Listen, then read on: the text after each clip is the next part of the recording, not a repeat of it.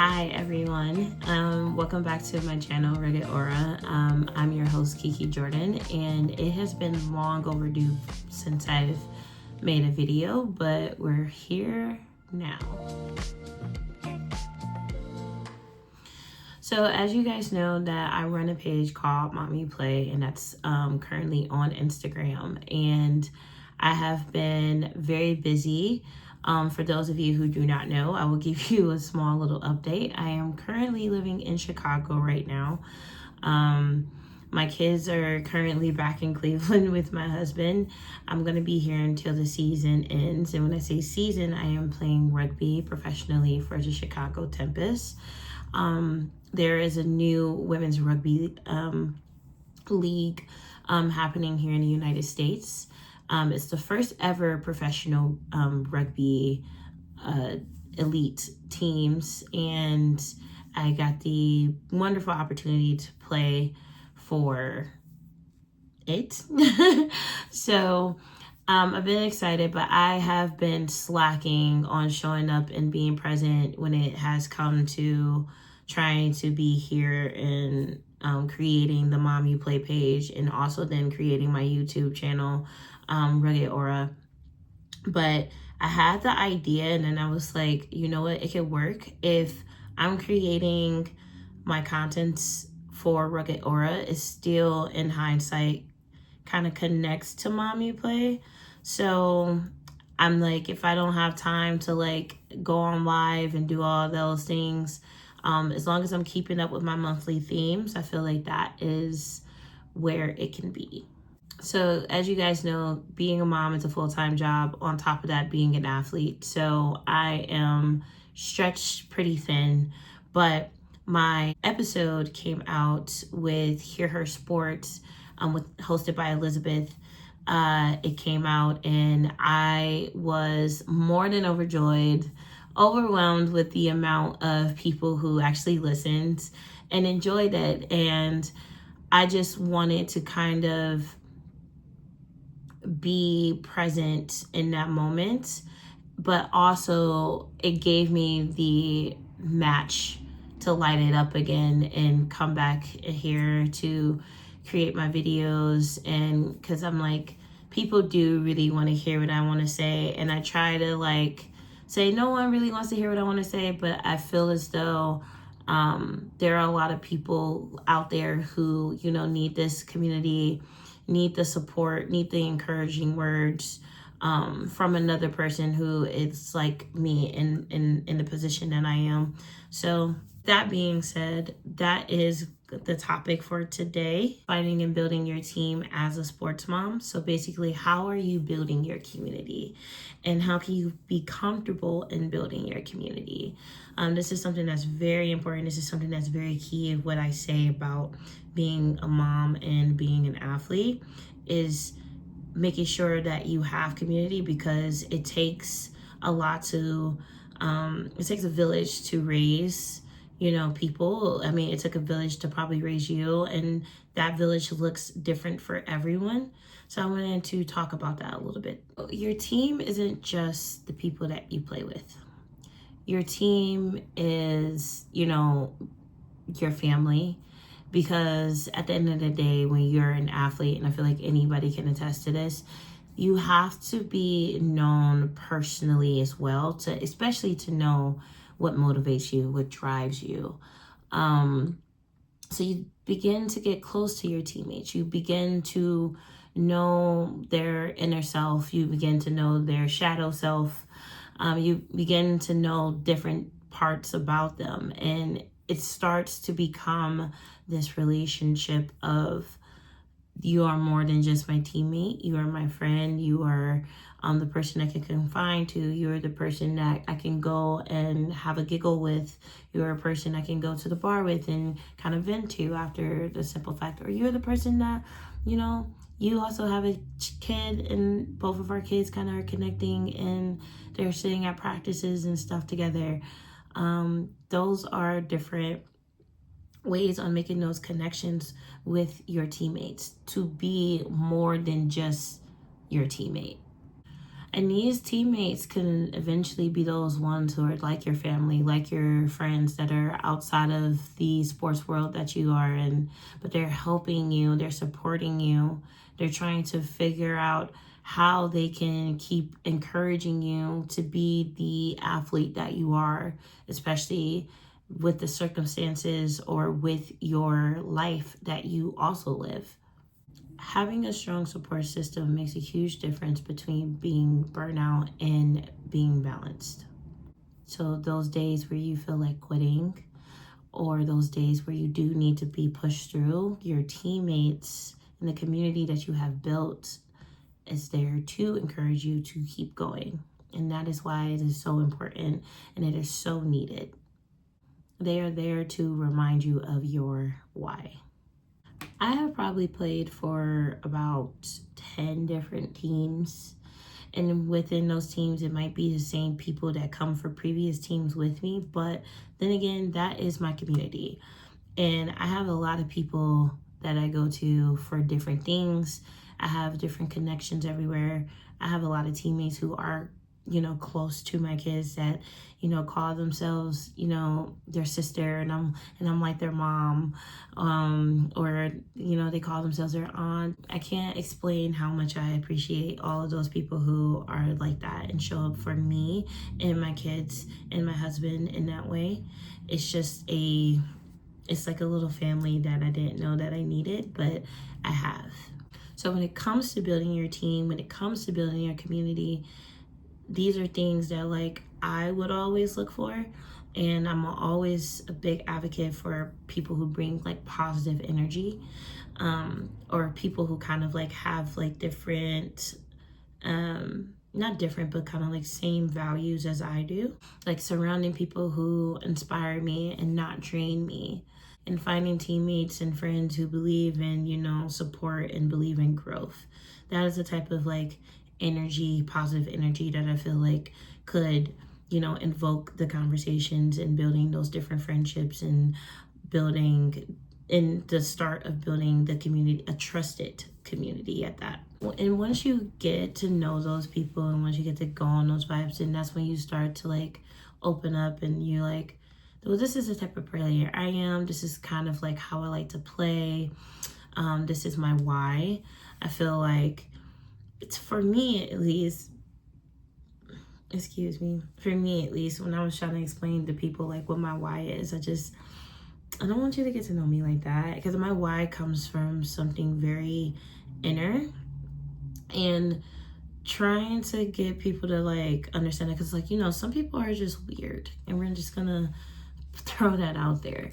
So everybody can't get a piece of the pie, but when you find those people, I feel that's when the communication becomes a little bit more stronger.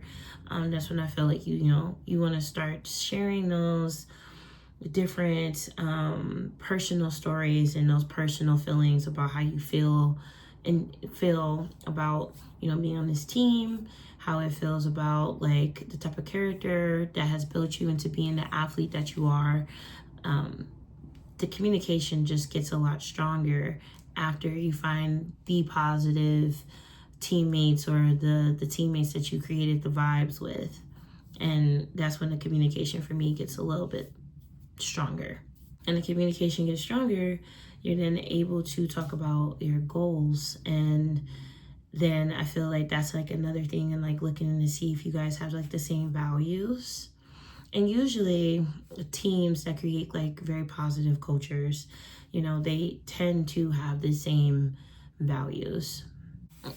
And even with that, funny ways on how people kind of show up and want to show up for you, they'll start kind of asking, hey, can I help you out? Can I do this for you?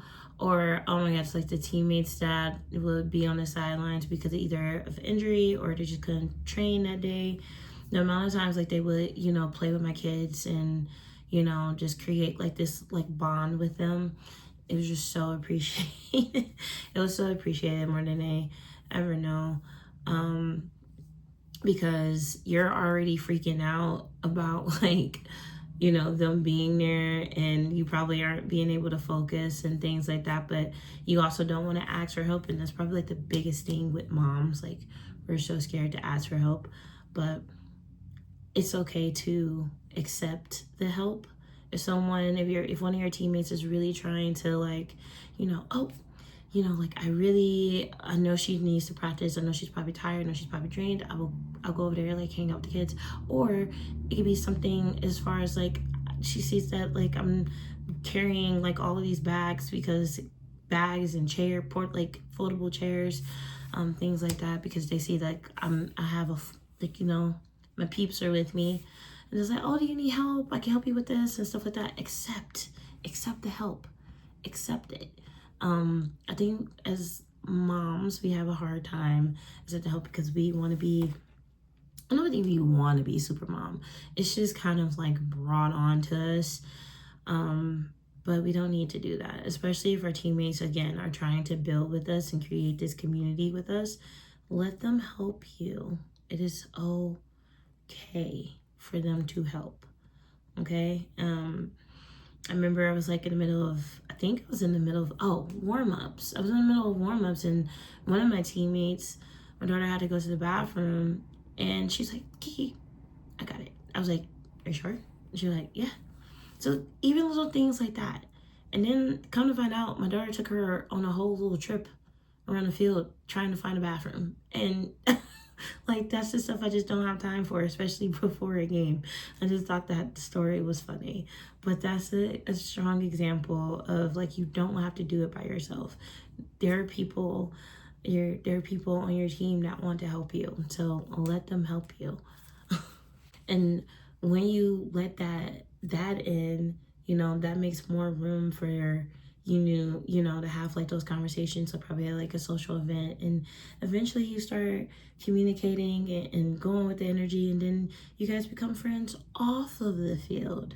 So it's not just like on field situations. There can be, like, off field situations where you make friends and you do all of these wonderful things, and and they're just hanging out with you and the kid. Maybe it's that time where you just need to go on a date night. The amount of times I lived in Florida, like that previous years that I lived in Florida, and I had a teammate that would be like, I'll babysit the kids. And I was really skeptical because I don't just, like, let people babysit the kids. So these were, like, at this time, these are, like, teammates that I know, love, and trust. So shout out to them. But again, these connections, they just grow. And I think that was probably, like, one of the biggest things for me, is just, like, having teammates outside of rugby. I think that support and that communication is very important as well. You don't have to just always just have your teams, and you don't have to always be rugby involved, but that's also how you can create better and greater friendships, is from coming from the communities of where goals and values aligned on the pitch, and then they can be moved off of the pitch. I think that's just finger claps. I think that's just a beautiful friendship right there. Another important thing for when you're, like, building your community and wanting to be supported is, like, support people the way you want to be supported. And I'm not saying only support people because you want to receive support back, because you'll be disappointed every time. But if you're a person that naturally gives off, like, good energy, good vibes, high vibrations, it's like an automatic thing. Like, it's kind of like you give what you'll, like I've said, like, if you put the energy into it, the energy will come back. So I feel like if somebody is helping somebody in a disingenuous way, it's gonna, show that it was in a disingenuous way. But what I mean by just be a team player yourself and just support others how you want to be supported, but in a genuine and wholehearted way. I think that just kind of, like, sums up just how creating a community and keeping that community strong is important. It's just like, it's not just people helping you, but it's you also helping others. And I feel like, like being on the team and people knowing that you're a mom, like some people might, be scared to ask you for help, but just kind of like how they like barge in and be like, oh, you need help with that? And they'd be like, no, let me help you. Same thing. Even if they don't have kids, I just think it's important to always can make sure that you're just not always taking, but always giving as well. Just to like, bring it all full circle, I feel like the biggest and most important thing that your kids are learning from all of this, when they're seeing, your teammates come around and like help you, and you're just like, really developing these healthy relationships. They're seeing how a healthy relationship is developed, how a healthy community is developed, and how building a community matters, and asking for help, it does not mean that you're weak. And then just also showing up for others that you genuinely care about, it makes your life just richer. And then it's also just showing your kids too that, you could pursue your passions and still at the same time be an example of just a great citizen within your community, or a great supporter, a great friend. It's just setting all the great examples of when you're building your team. So that is, I feel like that's like the bread and butter of this episode. I feel like this is the ways, and that's like the beginning ways of how, you build your team. And you build your community for yourself and for your family, in order for the burnout and for the burnout to like not take control. Because it's not to say again that you're never going to be burnt out. It's to, be allowed to have that balance of burnout, but then you also having that teammate come and encourage you and push you forward, and you're doing the same thing for your teammate as well. So as you go through this month of April, like, who is on your team? Who is that teammate or that friend that really uplifts you when you are feeling that burnout, or when you're feeling like maybe you're stuck somewhere in your life? Like, who is that for you? Or who is the person that you can go out and just like let your hair down and just, forget about all your responsibilities for that time? Like, who is that for you? Like, who is in your team? And even if it's not that, if you have somebody already, maybe if there's a teammate that you want to invite into your circle, or maybe there's a teammate that you may now see that you might need to support them a little bit more. Like, who is that for you? Or if you don't know how to answer that question, who would you like to support? Or who do you want to invite into your community? Comment that name down in the comment section below. But other than that, we're going to wrap this episode on up. I appreciate you for watching all the way through. I hope that the tips that I gave you for understanding and knowing how to build community, is not even how, just know that this is no right or wrong way. This is just tips that I feel like I have done to build a community within the sport, for playing for like 12 years. But just the reminder of like, you do not have to do this alone. Build your team, cherish your community, and just keep chasing your goals. If this episode spoke to you today, share it with your fellow sports moms, and let's keep growing this community together. Until next time, stay strong, stay connected, and keep playing with heart. Peace.